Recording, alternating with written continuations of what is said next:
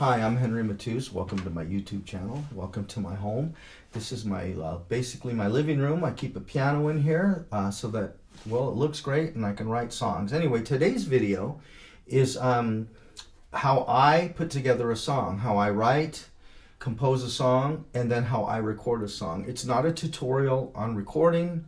It's a demonstration of the way that I do things when I'm by myself. I don't have a band.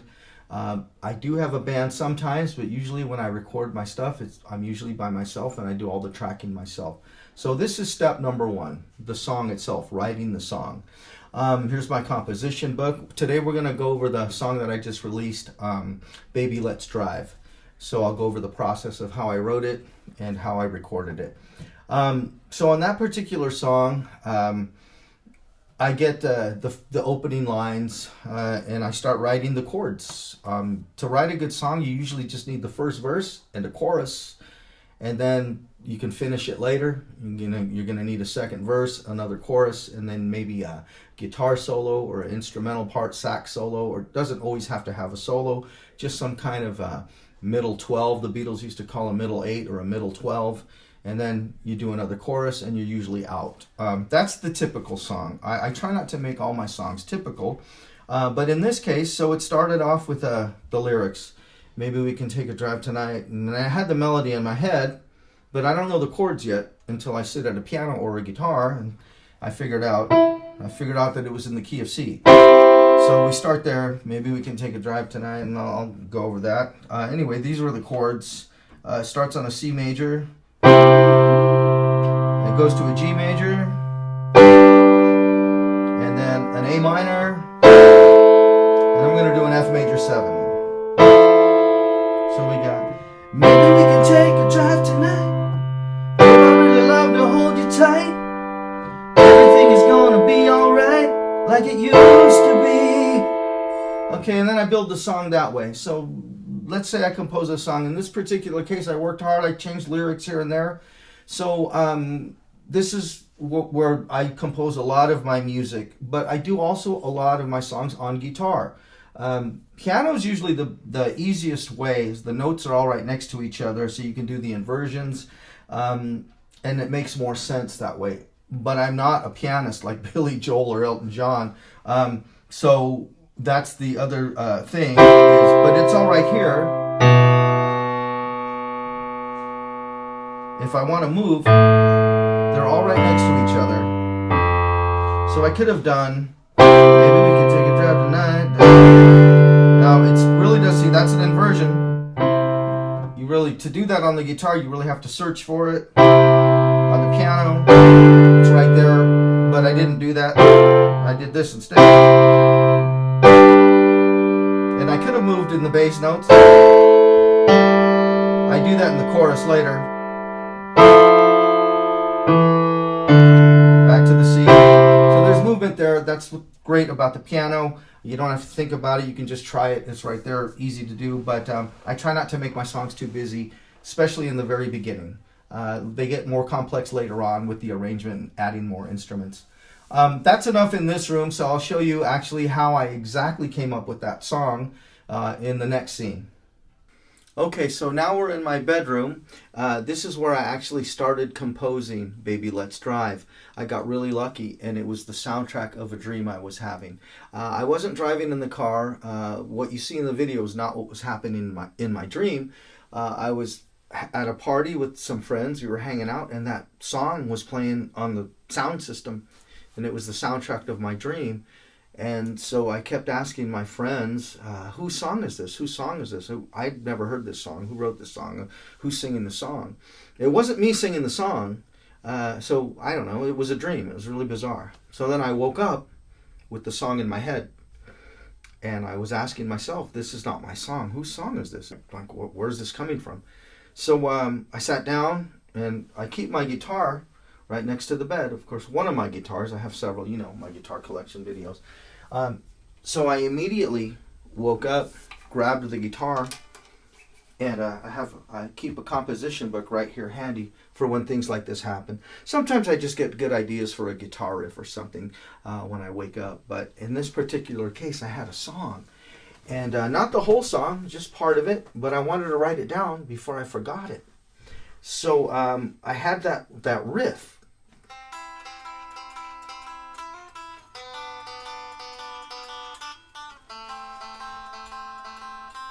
So I had that.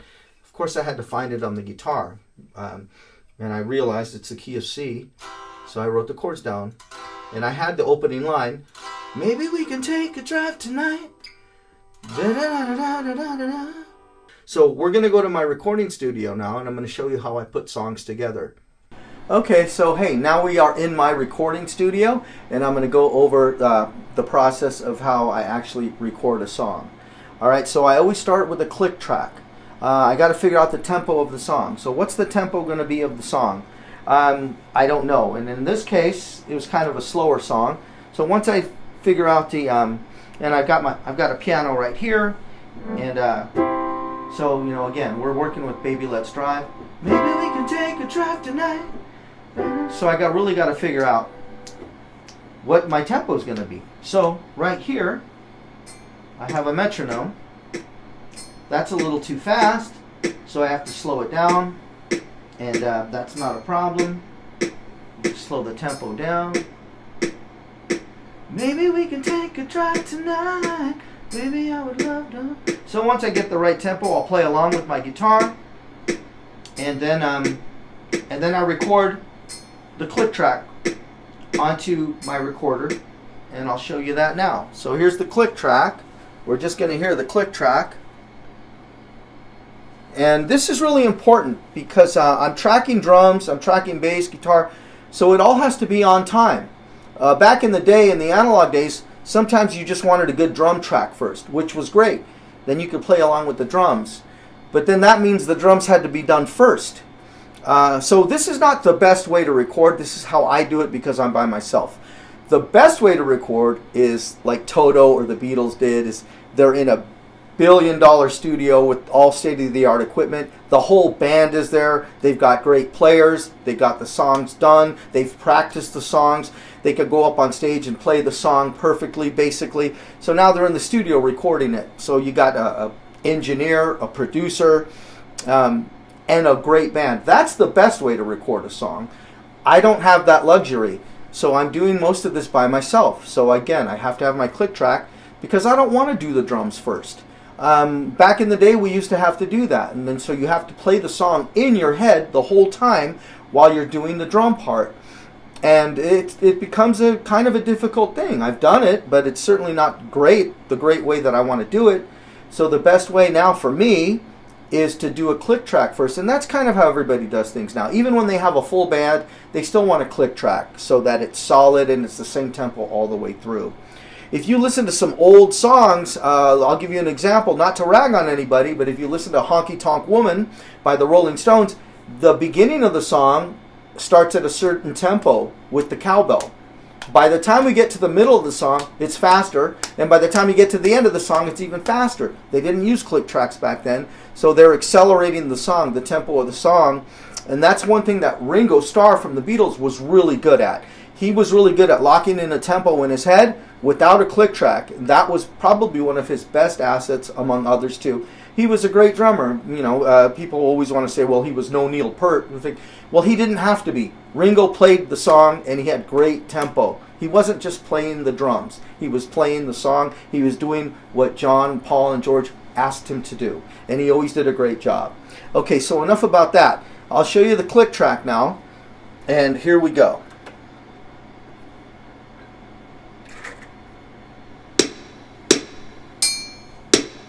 So this is the click track. It's going to go, what I do is most of my songs are going to be around 4 minutes. But I always get about 6 minutes of click track on there just in case I want to add a part or the song's going to go longer. I never know. You never know when you're going to get creative. I might come up with a longer bridge, or maybe I want to do a double chorus at the end, or maybe even do some long guitar outro at the end. So I always make sure I got about 6 minutes of click track. So I'll stop this now. Now remember, all this other stuff's on there already. We're just listening to the click track. So here we'll have all the drum parts, all the guitar parts are on the screen at the end, there's still down here, that's my click track. It's still going. So we're at the 4-minute 40-second mark, and we still have click track. Like I said, I usually get about 6 minutes of click track, just in case I want to do something at the end of the song. And there you have it. In this case, I went even longer than 6 minutes. Okay, so then what do I do next? Normally I'll usually do a scratch guitar track, so then I can sing the song. So let's turn on the guitar track, the rhythm guitar track.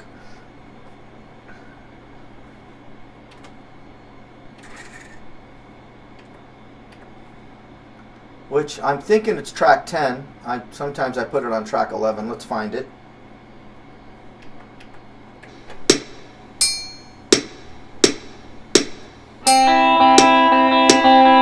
Track 11. So I got my guitar part on there.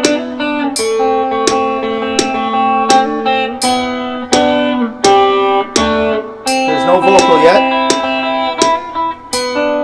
So then I can do a scratch vocal. And when scratch vocal means it's just a temporary vocal. I'm going to scratch it and redo it later. I just want to sing the song well enough to get through the song so I can record the other parts. Alright, so in this case, I have my final vocal on here. I already did my scratch vocal, threw it away, and I've re-recorded the real vocal. And it'll be right here on track 14. Maybe we can take a drive tonight. Baby, I would love to hold you tight. Everything is going to be alright, like it used. Okay, so great. So now I have a timing device. The drum part is not on there yet. Got vocals, and I have guitar. Then I would normally do bass. I'm probably going to do bass, and then I'll redo the bass after I do the drum part so that they're even more in sync. I know it's starting to get a little complicated, but that's how I do things. So now we're going to add the bass part. Once the singing's in, the bass is going to slide in. Be alright, like it used. I'm going to slide in with the bass part now. Drive to the top of Hollywood, down through the stars neighborhood. I'll show you things you never thought you would ever see. Okay, so now the drums need to come in, right? Like then we can laugh and cry. So the drums are going to come in. So I'm going to turn the drum track on now. When I say drum track, it's drum tracks. I use 8 tracks for the drums. All the drums are mic'd separately, and the cymbals, and then I mix them later on when I do the final mix.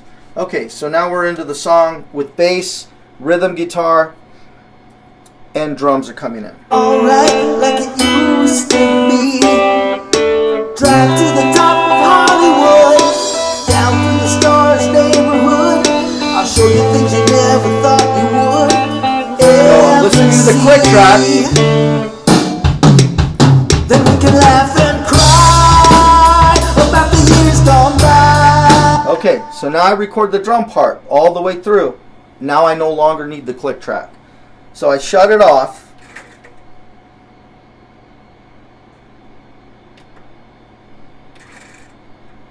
And then we do the rest of the song, the distorted guitar part, which will be on track 12. So you're about to hear that.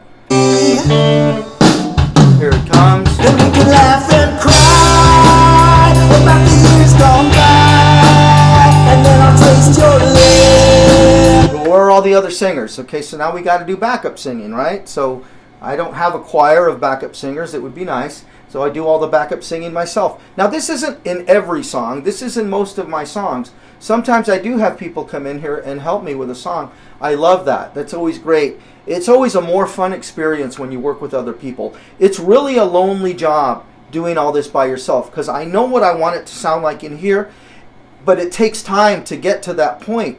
And I'm not kidding, back and forth and laughing and having a great time with other people. I'm here by myself, so I'm thinking about other things, and I get distracted. Sometimes the phone rings, sometimes I'll get a text, whatever it is. I still got to feed my dogs, and I got stuff like that to do. So again, I'm not complaining. It's a rewarding thing to be in here and to be creative and to record. I love recording. I love I love recording more than I love playing live. So that's just the truth. But like I said, it can be a lonely job when you don't have a band. It's much more rewarding to have a group doing this with you, and you're bouncing ideas off of each other, and hey, let's put the amp over here, let's mic this, or let's use this amp, let's try this, I have an idea.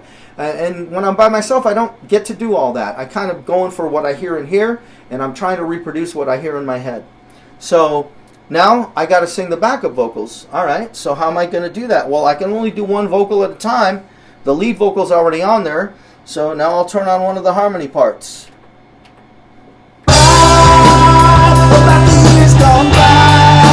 Now what I'll do is let me turn off the lead vocal for you so you can hear the harmony parts.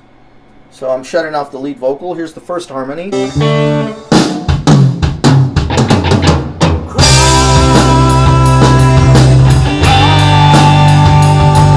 Alright, so that's one. Now, one's not enough. I need another one. Let's do this one.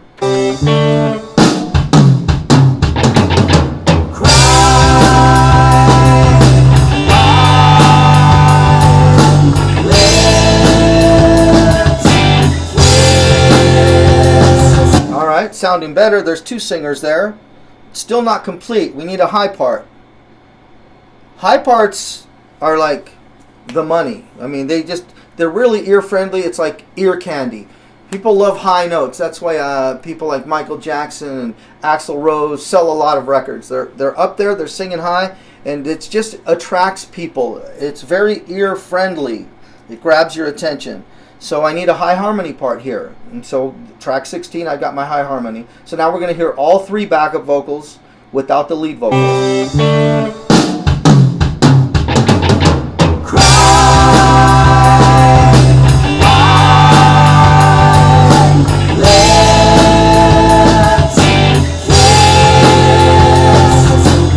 Okay, so the other thing I want to add now is I don't use automation. I don't have a program. There's no computer here. These are music mixers with computers built in them. They're specifically made to record music. I can't get on the internet with these, which is a good thing. I can't really do anything else. I can't do my taxes on these. These are computers specifically built to record music. I have two of them. They're called Roland VS2480s. They're kind of old school now. Everybody talks about Pro Tools. Pro Tools this, Pro Tools that. So let me kind of explain that to you. Pro Tools is a software program that was invented many, many years ago. It's a great software program, but you still need massive hard drive computers. Pro Tools is not the ultimate. It's not the end-all be-all of music. You have to have all the outboard gear with it. Now they have things that are digital that sound analog, preamps, all sorts of stuff. So a real good professional Pro Tool studio is usually wall-to-wall rack gear like this, and they're using Pro Tools. Pro Tools again is they need interfaces and things like that. Pro Tools is the software so that they can cut and edit and copy and paste. I don't do any of that. I record all my stuff live. I don't use drum machines. As you can see, those are drum tracks. My drums are right over there. I'll show you the rest of my studio. I don't use AI. If I need to sound like John Lennon, I try to sound like John Lennon. If I want to sound like Steve Perry, good luck, but I try to sound like Steve Perry. I don't use AI. I'm not sampling anybody's voice. And then also, I'm not sampling at all. There are no samplers here. I have these keyboards that I've paid money for. They have great sounds in them. I've got some rack keyboards. I do not use Autotune either. And that's pretty obvious. My voice isn't spot on. My voice isn't always 100% beautiful, perfect, okay? It's rock and roll. I know that sometimes I might be a little flat or a little sharp, but I'm going with that because that might be the best I can do, or I just might like that take and I'm going to keep it. All right, so I'm not using drum machines, I'm not using AI, and I'm not using Autotune. Everything you hear on my songs is me performing. I can go up on stage and do it live. Whether it's the keyboard part, the bass part, the drum part, okay, yay for me. I'm not trying to brag. I'm just telling you, I don't want haters out there saying, oh, well, yeah, of course, he's got all the state-of-the-art equipment in his book. Okay, that's not it. I'm a musician. I've been a musician all my life. since I was 6 years old. I started taking drum lessons at a very young age. My dad bought me a drum set when I was 6 years old, and I learned how to play guitar. I had an older brother that's a great guitar player. He taught me some guitar, and then I'm not really self-taught. I mean, I took lessons and from some really good people, and I practiced a lot. A lot of people think I'm just a karaoke guy that is now doing songs. It's like, it wasn't like that. Karaoke was a business that I started to make money. But I was a musician before that and a songwriter before that. I have songs that are on television shows. I wrote a song for a motion picture. I'm a published songwriter, BMI. I've been a published songwriter for over 25 years now, okay? But anyway, I just wanted to make sure that people are understanding that this is real music. I'm not using samples, beatboxes, drum machines. I don't have a producer that makes everything on a keyboard for me and then I sing it. It's not like that. This is all real. I use real guitars, a real bass. I don't like to use keyboard bass. I use a real bass. I use real guitars. I use piano sounds, keyboard string sounds, organ sounds, microphone. This is my Neumann microphone here. It's a great microphone. This is where I do my backup vocals, my lead vocals. I wear headphones, of course, because you don't want the bleed from the speakers. We're getting that right now, but we're not recording. This is just a demo of how I record. So now all the harmonies are on here. So now I'm going to put the lead vocal back in so you can hear the song in its entirety. And then I'll show you where the guitar solo is. And please, if you haven't subscribed to my channel, please do at Stick Dog Hank on my YouTube channel. And watch my videos. This is my latest song that I've released. It's called Baby Let's Drive. Ever see Drums come in. and Back laugh vocals. and cry when years gone by, and then I'll taste your lips with a passionate kiss, and then I'll drive you home when we can be alone, then we can talk all night until the morning light. Oh baby, let's drive. Okay, so something's still missing. I just noticed that. The keyboard part. It's not a heavy keyboard part, but if it's not there, I notice it. So now let's put that keyboard part in, and we're good to go. We got everything. Then we can laugh and cry when years gone by, and then I'll taste your lips with a passionate kiss. Okay, so that's everything all together. So now I'm going to shut everything off and I'm going to show you one at a time what I got going on. Here's the drum tracks, the drums all by themselves. Now, I'll just try to do this on the fly and make it quick. Alright, so we're going to have drums, and then we're going to have the keyboard part.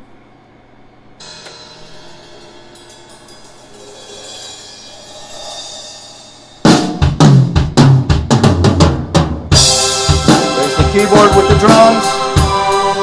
There's the bass. Guitars. And then all the vocals. That's all the instrumentation. That's it. Oh baby, let's drive.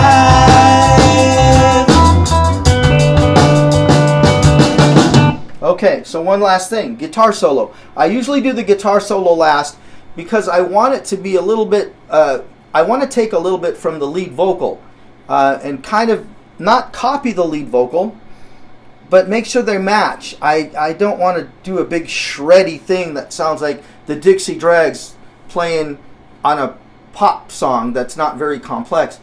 And I don't shred like Steve Morse anyway, so that's not going to happen. He's great though. I wish I could shred like that.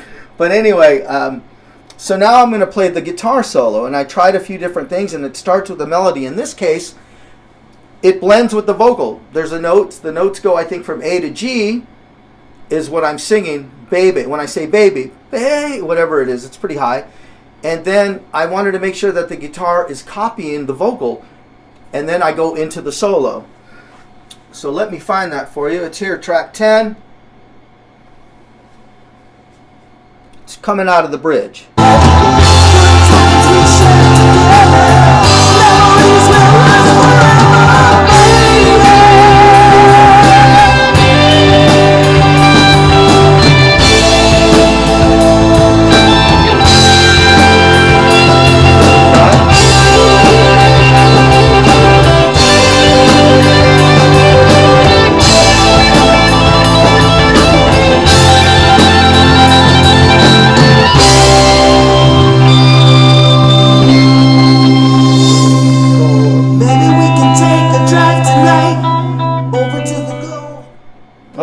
And that's how I build a song.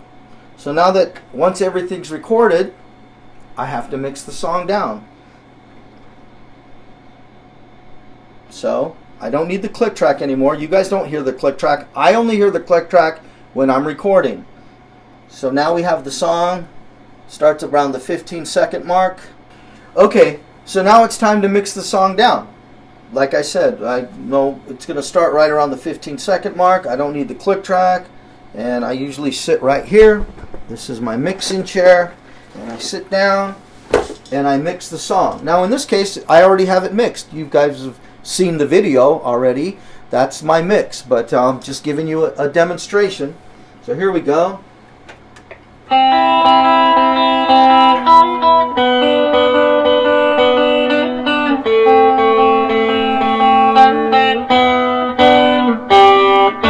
Maybe we can take a drive tonight. Baby, I would love to hold you tight. Everything is going to be alright, like it used to be. Drive to the top of Hollywood, down through the stars neighborhood. I'll show you things you never thought you would ever see. And we can laugh and cry when my days come by. And then I'll taste your lips with a passionate kiss. Okay, and there we have it. That's how I record a song. I hate fade out endings, so you're hardly ever, if ever, going to get a fade out ending from me on one of my videos or one of my songs. I don't like those old fade outs that they used to do. You can't do a fade out when you're on stage playing live, so you have to end the song. You have to find a way to end the song. And in my case, I love a good ending, whether it's easy or quick or whatever, or drawn out with something extra, some extra riffs or whatever it is.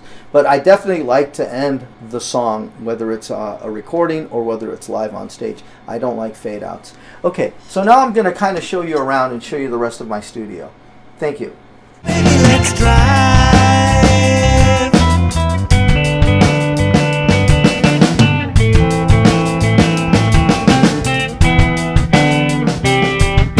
Come on, baby, take a drive tonight. Check out all the